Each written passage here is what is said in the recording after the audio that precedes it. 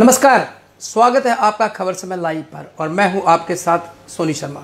और जिस बात की प्रतीक्षा थी यानी बहुप्रतीक्षा थी 5 राज्यों के चुनाव की घोषणा को लेकर, आज वो काम पूरा हो चुका है। सभी को इंतजार था कि कितनी जल्दी होंगे इन 5 राज्यों के चुनाव के जो डेट है वो, और उसकी आज चुनाव आयोग ने घोषणा कर दी है। आपसे बता दें, केरल, पांडिचेरी, आसाम, पश्चिम बंगाल और तमिलनाडु में चुनाव होने, इन 5 राज्यों में चुनाव होने। इन 5 राज्यों के चुनाव की जो तिथि है उसकी घोषणा आज कर दी गई है। लेकिन फिलहाल हम सारा ध्यान केंद्रित करेंगे पश्चिम बंगाल के जो चुनाव हो रहे हैं उनको लेकर। बता दें, पश्चिम बंगाल के चुनाव इस बार जो चुनाव आयोग है उसके अनुसार 8 चरणों में होने वाले हैं।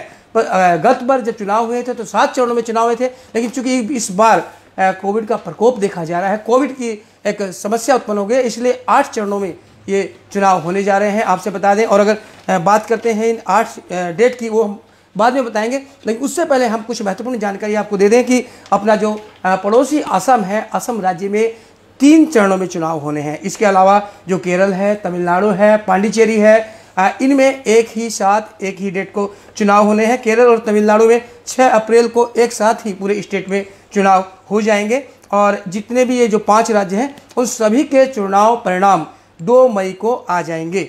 अब हम आते हैं, जैसा हमने बताया था कि असम में, पहले बता दें, असम में 3 चरणों में चुनाव होंगे।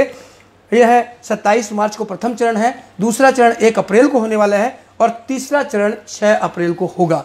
अब आ गए पश्चिम बंगाल पे, जिसका कि आपको इंतजार है। पश्चिम बंगाल यानी अपने स्टेट में 8 चरणों में चुनाव होने जा रहे हैं।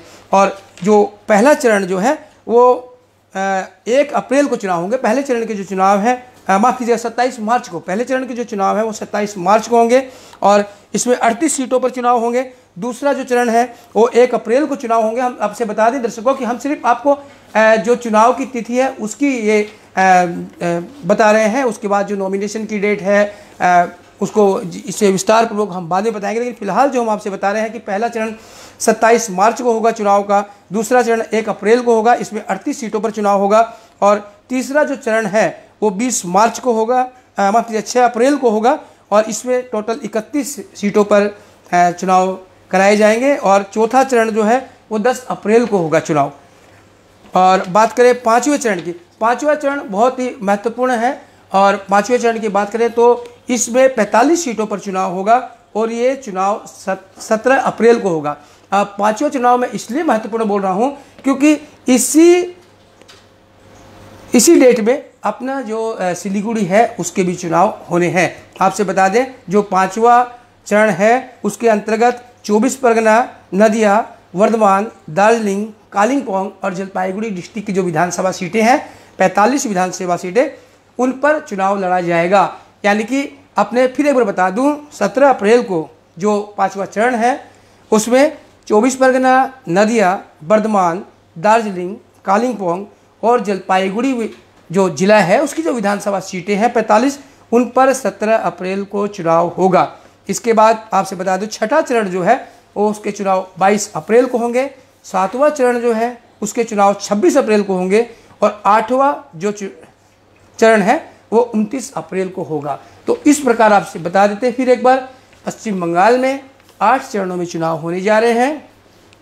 पहला चरण 27 मार्च को, ये हम चुनाव की तारीखें बता रहे हैं आपसे, और दूसरा चरण जो है 1 अप्रैल को, तीसरा चरण 6 अप्रैल को, चौथा चरण 10 अप्रैल को, 5वां चरण 17 अप्रैल को, जिसमें कि अपने दार्जिलिंग डिस्ट्रिक्ट में भी चुनाव होने हैं, और जो 6ठा चरण है वो 22 अप्रैल को होगा।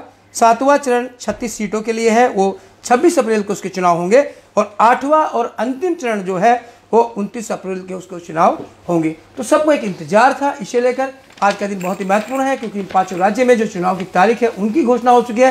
साथ ही पश्चिम बंगाल में भी चुनावी उद्घोष पूरी तरह हो चुका है। और साथ ही एक महत्वपूर्ण खबर ये भी बता दें कि बहुत ही जल्दी खबर आ रही है कि हो सकता है कि आज तृणमूल कांग्रेस के कुछ उम्मीदवारों की भी घोषणा हो सकती है। तो इसे लेकर एक महत्वपूर्ण बैठक फिलहाल कलकत्ते में चल रही है और ऐसी उम्मीद की जा रही है कि हो सकता है कि पश्चिम बंगाल की कुछ सीटों पर जो तृणमूल कांग्रेस के उम्मीदवार हैं उनके नामों की भी घोषणा हो जाए। तो एक महत्वपूर्ण जानकारी थी, आप खबर समय पर बने रहेंगे क्योंकि कुछ देर के बाद ही हम आपको इसकी विस्तृत जानकारी देंगे कि कब आप नॉमिनेशन फाइल कर सकते हैं, कब स्क्रूटनी होगी, कब तक आप नाम वापस ले सकते हैं। तो पूरे आज के साथ ही पूरे इन 5 राज्यों में चुनावी अधिसूचना भी जारी हो गई है। और अब जो बातें हैं, एक इंतजार जो था वो खत्म हो चुका है। अब जल्द ही हम रूबरू हो जाएंगे चुनावों से। तो बन रहे खबर समय पर और देखते रहे खबर समय।